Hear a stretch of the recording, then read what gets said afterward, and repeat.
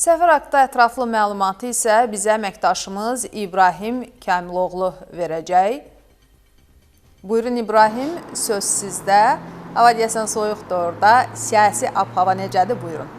Salam, hər vaxtın xeyir Nigar. Sizi dünyanın ən soyuq paytaxtlarından olan Astanadan salamlayıram. Soyuq demişkən, burada havanın temperaturu hazırda 2 dərəcə Selsidir. Azərbaycandan fərqli olaraq burada artıq gödəkçələrimizi geyinmişik.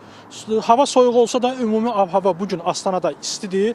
Buna da səbəb Azərbaycan Prezidenti İlham Əliyevin bura səfəridir. Bunu biz yol boyu gəldikcə də müşahidə edirdik. Yol boyu Azərbaycan və Qazaxıstan bayraqları asılmışdı. İki bayraq yanaşı şəhərin demək olar əksər ərazilərində, bütün ərazilərində bu bayraqlar asılmışdı. Bəzi hissələrdə hətta daha doğrusu yol kəsişmələrində Azərbaycan Prezidenti cənab İlham Əliyev Astanaya xoş gəlmisiniz yazılmış lövhələr quraşdırılmışdı.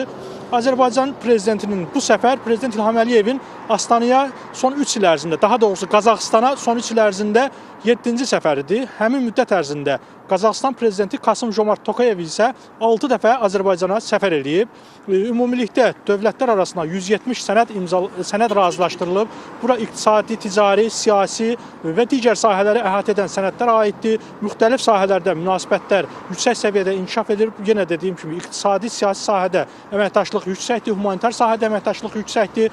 Azərbaycanda Qazaxıstan investisiyalı 250 şirkət hazırda qeydiyyatdadır. Onlar Azərbaycanın müxtəlif ərazilərində xidmətlərdə fəal iştirak edirlər. Eləcə də Azərbaycan şirkətləri də Qazaxıstanda aktivdir. Bu münasibətlərin nəticəsidir ki, iki ölkə arasında vətəndaşların səyahətləri də artıb. Yəni bura əsasən dinin bir olmağı, eyni dil qrupuna, türk dili qrupuna, türk dövlətlərinə, eyni dilə, eyni kökə, tarixə malik olmaları da xalqların arasında səyahətlərdə önəmli rol oynayıb.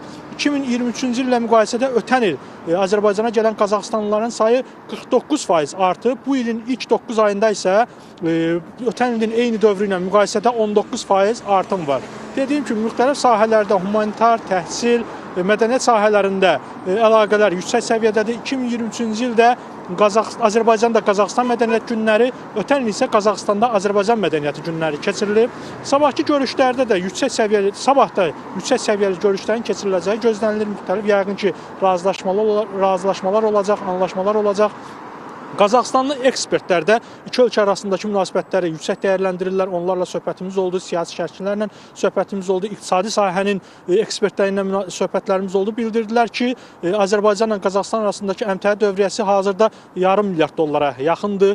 Yəni 547 milyon dollardır daha doğrusu.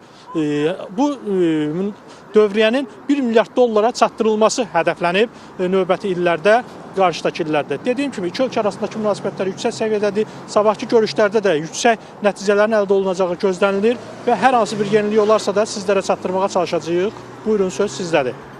Çox sağ olun İbrahim, təşəkkürlər.